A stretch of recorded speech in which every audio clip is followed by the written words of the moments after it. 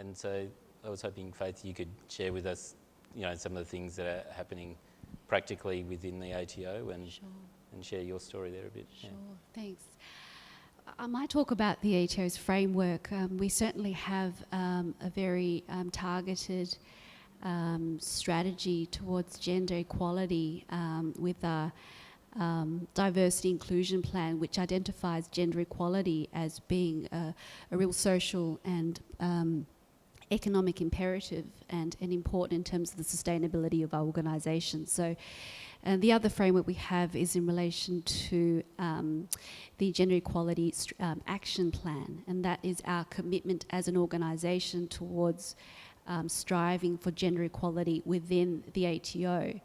And some of the targets that we are aiming for is a 1-to-1 male to female ratio in the senior executive service ranks, so the assistant commissioner and above ranks, and in the executive level ranks, so the EL1s and EL2s.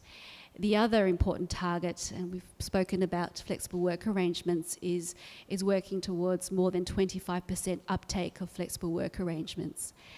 And I might just divert and just talk about some of the studies that, we've got a study there that Marion's talked about, and the World Economic Forum has done a study back in 2017 about the global gender gap, and it identifies, I think, of the 144 nations that were part of this study, the gender pay gap overall is about 32%.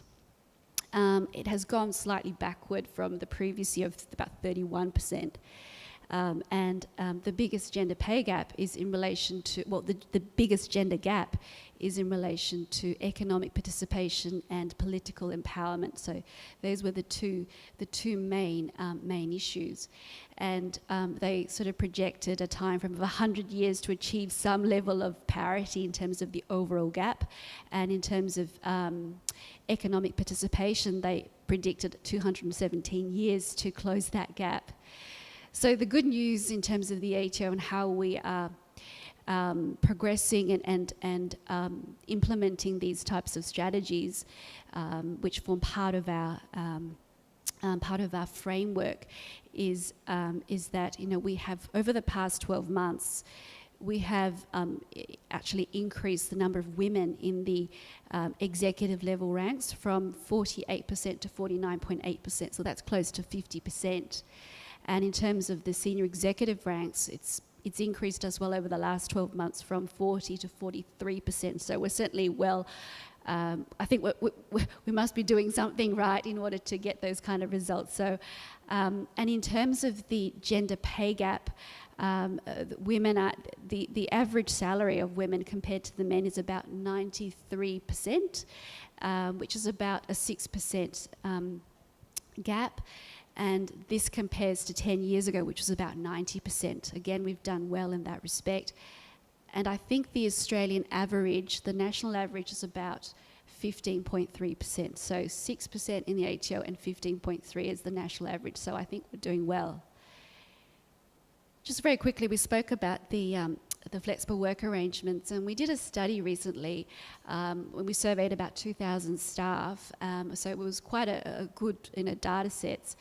And it was interesting because a large percentage of the men were not happy with their work arrangements, and yet it was the females who were the greatest in terms of the uptake in terms of flexible work arrangements. So it's something that the office is working towards, and certainly what we're doing is encouraging, and we spoke about this during the earlier on, encouraging the senior leaders, especially the male leaders, to really embrace these types of flexible working arrangements and take on really a leadership role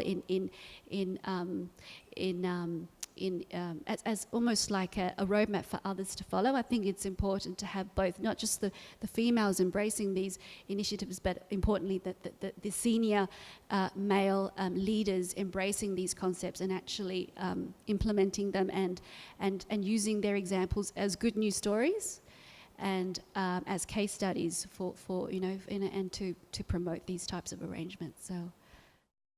what's interesting about the ATO, and I think could be different from what's out there in the corporate commercial world, is that it's merit-based.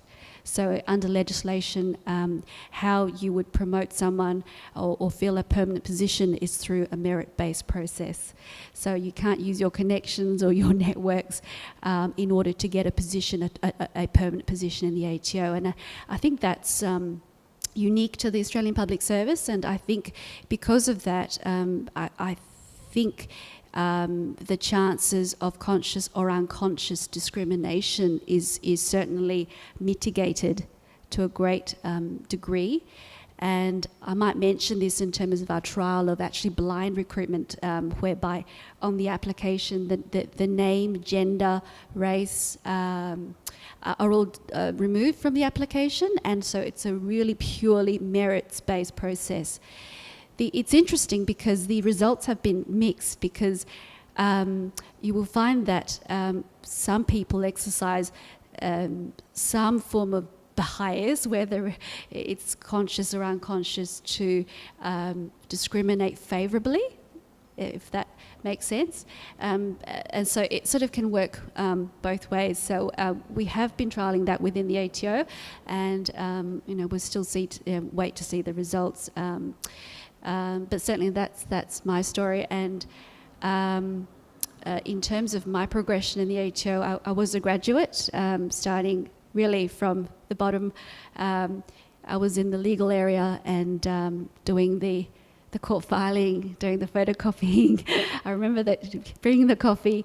And I think the good news story about working for the Australian Public Service is that because of the merits-based process, you can work hard and you can actually get there, and there is a roadmap for men and women if you do work hard and you have a vision and you put in the hours and you do your work and try not to stuff up too much.